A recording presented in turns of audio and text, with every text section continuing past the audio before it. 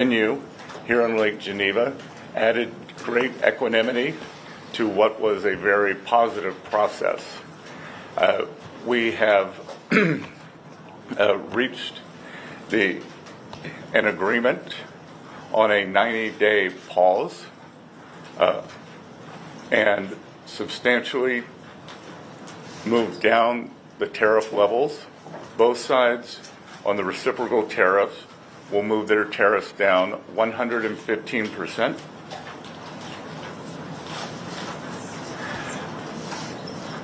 We had very robust discussions. Both sides showed great respect. It was a chance for me to meet the Chinese delegation. The Vice Premier I had previously had only a video call with. Ambassador Jameson was familiar with two of the other leaders on the delegation from his previous time. So there was very good personal interaction. Both countries represented their national interests very well. We concluded that we have shared interest, and we both have an interest in balanced trade. The U.S. will continue moving towards that. I will let Ambassador Jameson talk about the President's initiatives that began on a historic trade announcement on January 20th, which no other president has ever done, following to April 2nd, when we implemented the reciprocal tariffs. Thank you, Secretary, and I will echo your thanks to the Swiss government and Swiss officials for hosting us this weekend. The atmosphere was very conducive to discussions, and thanks to them we were able to have very constructive and positive conversations with our Chinese counterparts who clearly came to deal this week. The rapid nature that we were able to conduct and conclude these discussions is a testament to mutual understanding and mutual respect between the Chinese and U.S. sides. With respect to the U.S.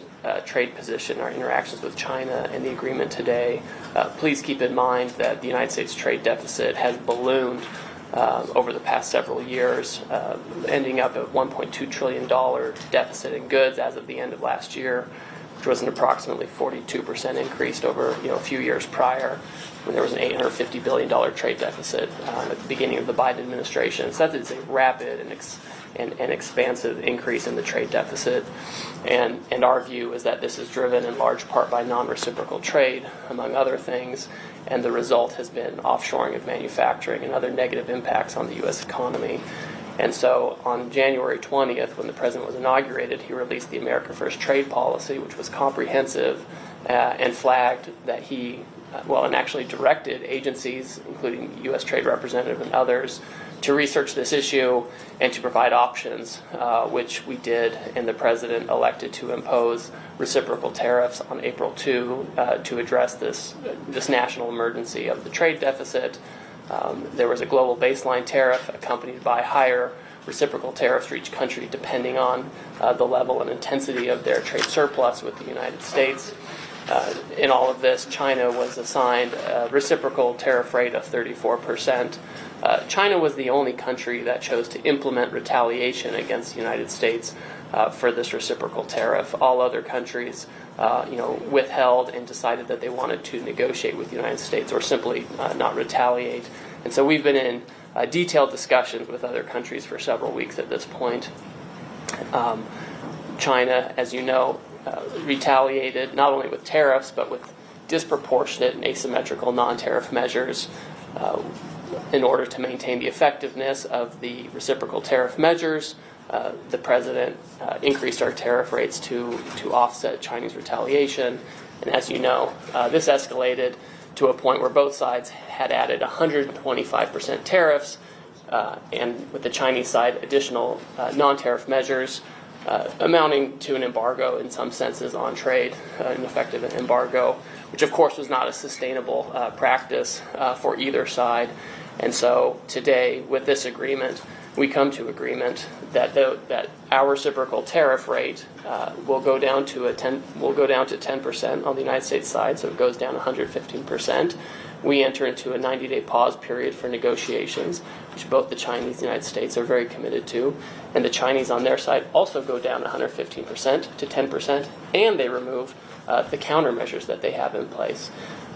To be very clear, other measures that the United States has put in place in the past, whether it's tariff measures from 2018 or since, tariffs under other statutory authorities, tariffs related to fentanyl, those remain unchanged for now to the side. I'll just make one point, is that both the Chinese and the United States agreed to work constructively together on fentanyl, and there's a positive path forward there as well. Okay, great. So let's start with some questions. Well, just if I may make a few final remarks to give you framing and context. I think throughout the trade process, we have had a plan,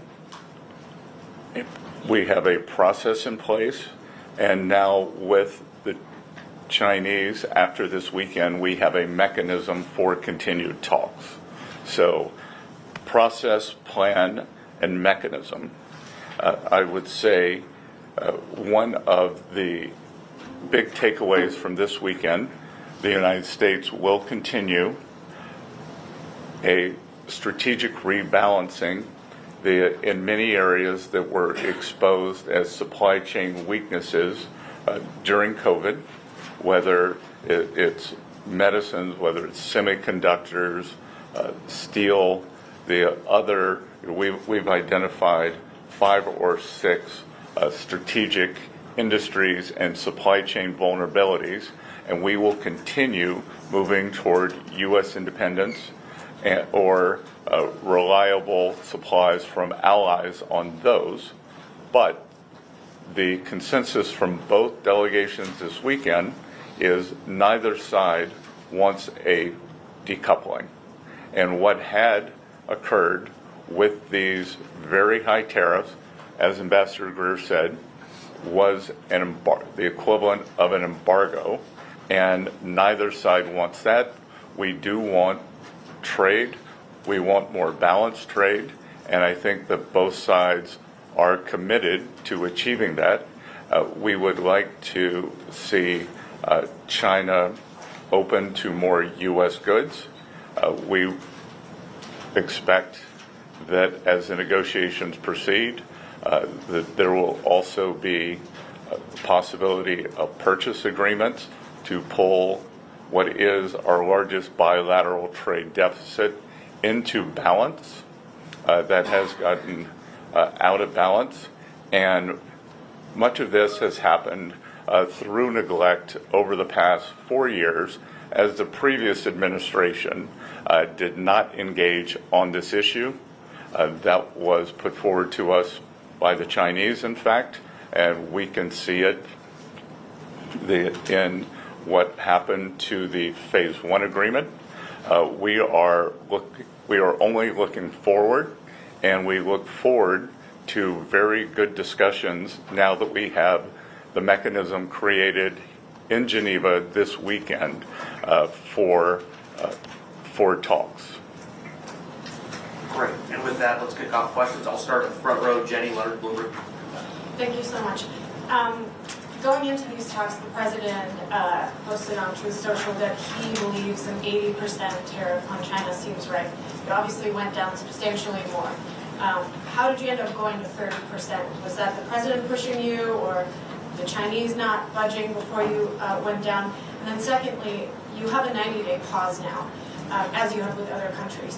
What specifically do you want to see in those 90 days?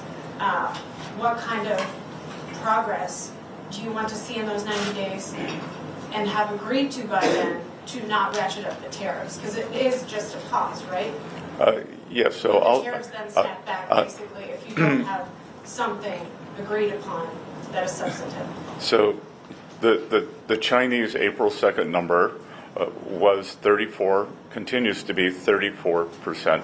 I'll let Ambassador Greer answer the first question. And just like with all our other trading partners, as long as there is good faith effort, engagement, and constructive dialogue, then we will keep moving forward. I would just say, Jenny, with respect to the president's message and ultimate rates, I mean, everything is a negotiation, right? And the president, he gives the Secretary of the Treasury and I and other members of the cabinet direction and advice on how to proceed. And we ended up at a result that is very good for the United States, very good for China as well.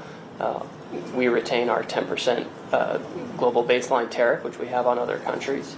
We have, in addition to that, previous measures that we've retained, which have been, frankly, effective in reducing the U.S. bilateral trade deficit with China over the past few years. So that leaves us in a very good position all in with respect to measures on Chinese imports, but more importantly, leaves us in a constructive path forward to have a positive conversation with the Chinese on how to rebalance and have more constructive trade.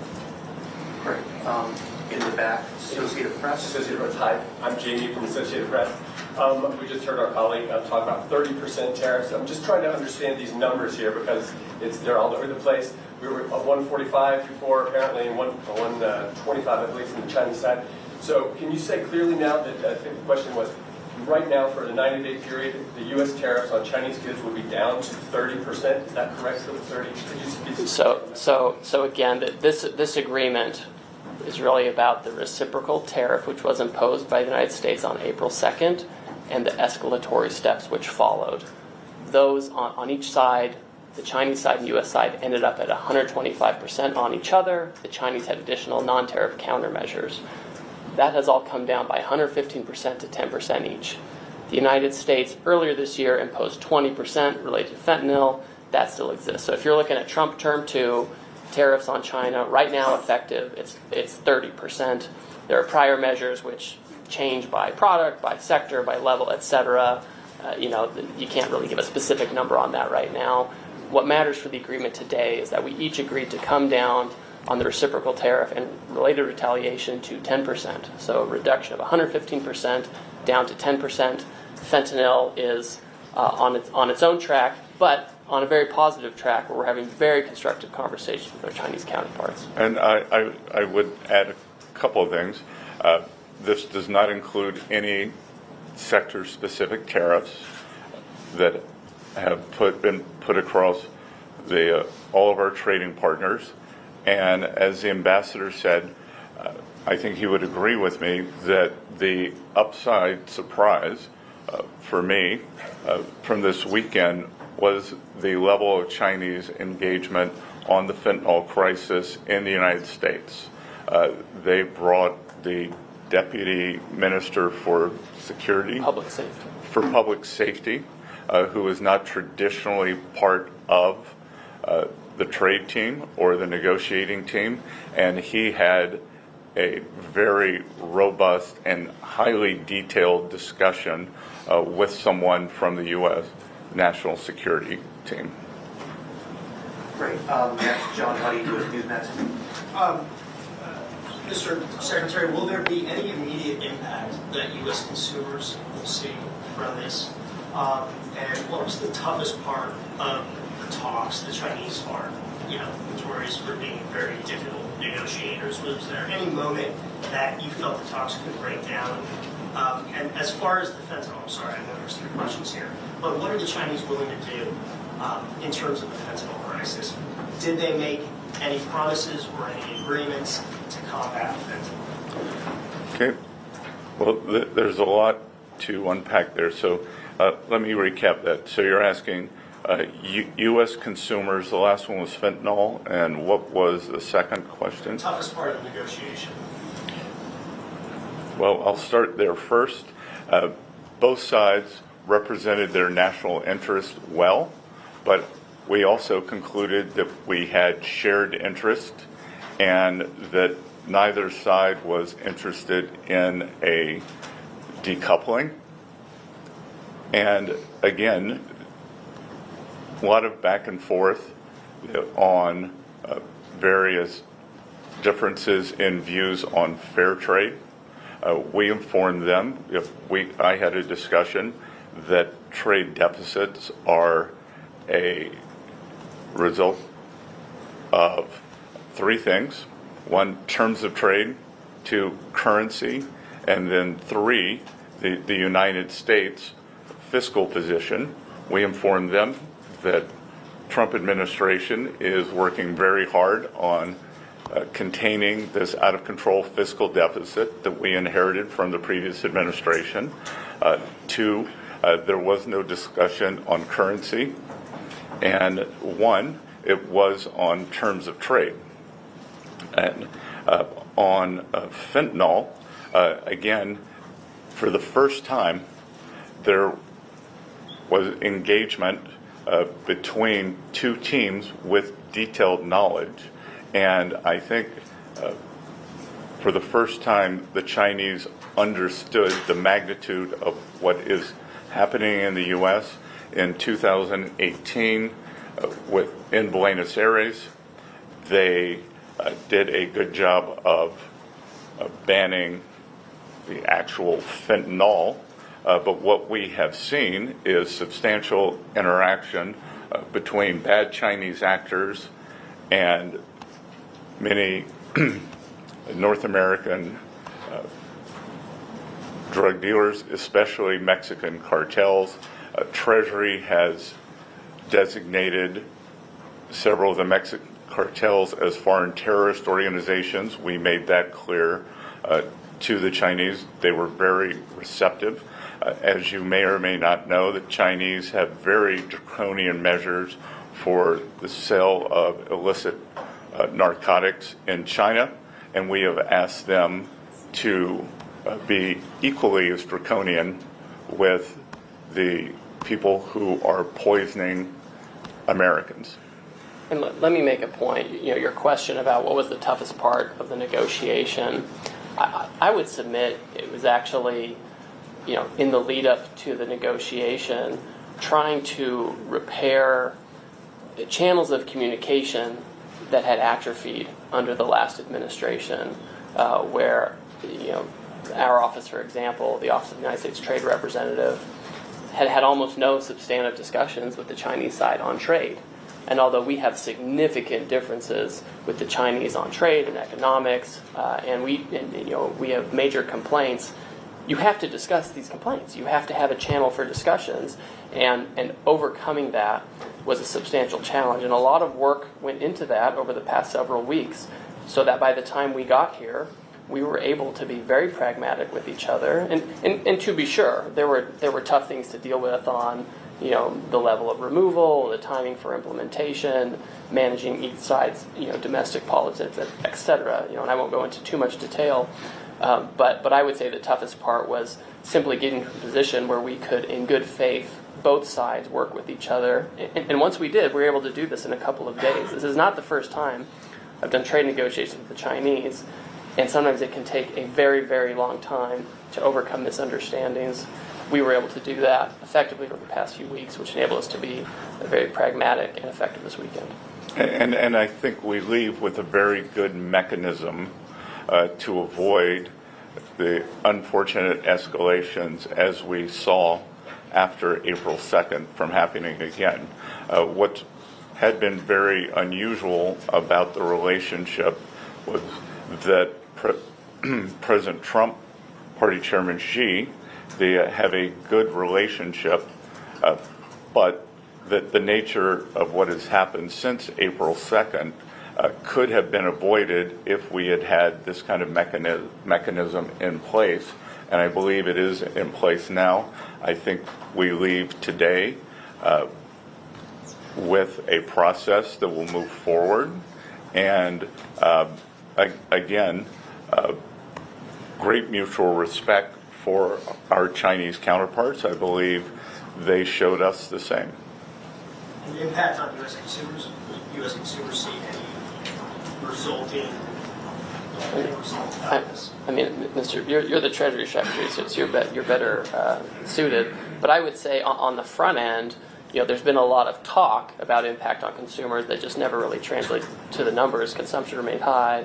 et cetera. And so I think what we're going to see is that we're going to have our economy continue taking off as we put structure around these negotiations and get global trade into a better place.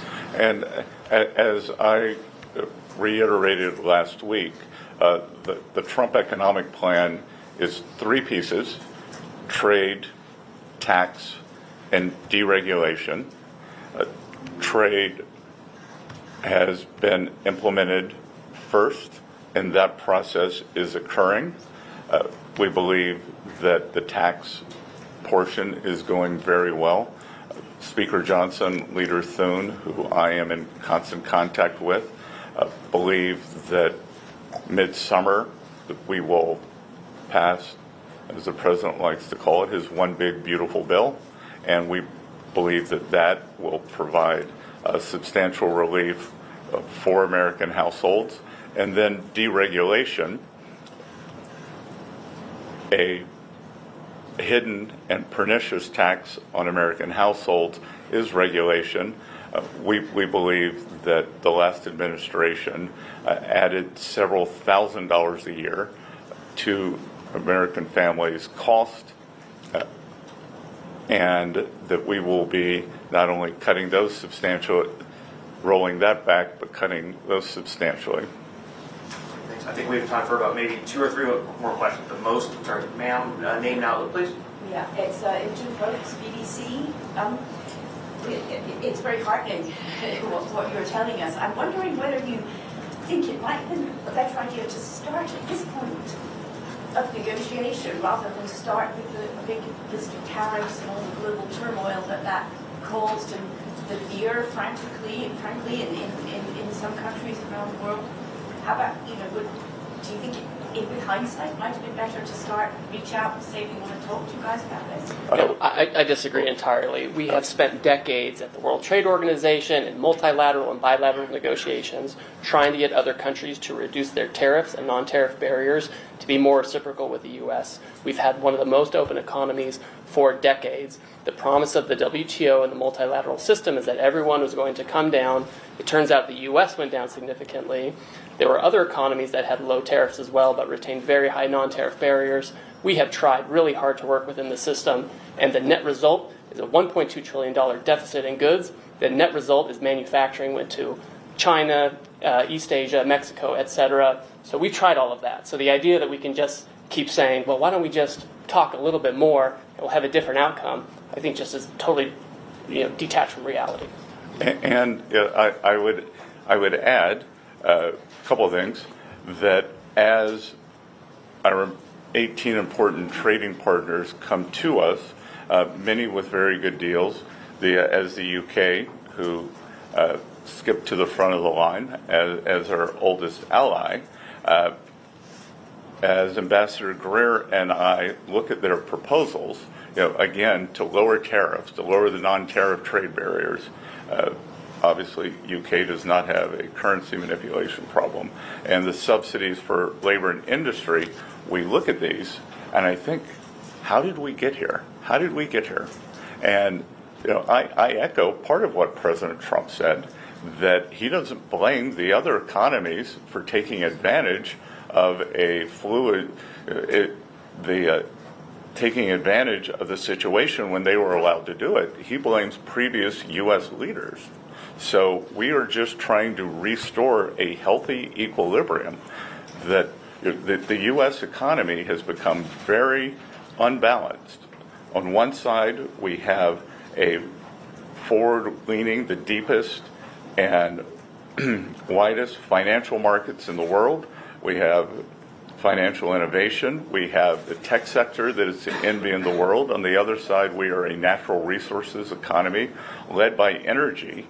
So it is a barbell. But in between, precision manufacturing, especially precision manufacturing, has been wiped out. And it is our intent to bring that back. So we want to rebalance. And I think that there is a big opportunity. If I think about this weekend, the Chinese, they have gone the other way. They are unbalanced in terms of overproduction in the manufacturing sector. They have stated, but have not yet rebalanced toward a more consumption-oriented economy. And there is a chance, if we can open up trade to China, have more fair trade toward the U.S., that we could rebalance together. So I reject the notion that business as usual would have worked. Great, and I think this will be our last question as we're just about out of time. Swiss outlet, Urs Geringer with Dearborn Walsh. Yes, I have a question in regard of the setting of these very successful talks as we hear. Switzerland has been in the center for international conferences for many decades. In recent times, we've been under tremendous pressure. The ambassador of Joe Biden to Switzerland called Switzerland the hole in the donut. My question is, how high does your administration value reliable Swiss neutrality for conferences or meetings as we just witnessed this weekend? Well, I won't speak for the previous ambassador. My neighbor in Charleston, South Carolina, is the ambassador under President Trump, Ambassador Ed McMullen, who was highly respected here. He continues to engage with the Swiss American Foundation, and he has led this administration's effort to re-engage with Switzerland after the past 4 years. So we value the relationship. I believe Switzerland is now one of maybe the sixth largest investor in the U.S., which is incredible for an economy with 9 million people.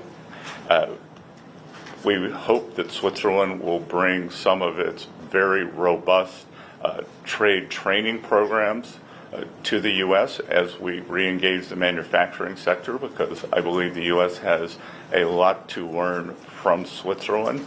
And again, the UK and Switzerland have moved to the front of the queue for the trade deals, whereas the EU has been much slower. So we value that also. And I would say, with respect to the negotiating dynamics, and this may not seem important to those not involved in this, but the atmospherics provided by the Swiss government were incredibly conducive to the conclusions we had this weekend. They allowed us to use the grounds of the residence of the Swiss ambassador to the United Nations, which had a very intimate internal rooms, and importantly for us, where a lot of the key negotiations happened. We're outside under a large, beautiful tree on a set of patio sofas, frankly, where we had the most important discussions on the most challenging issues.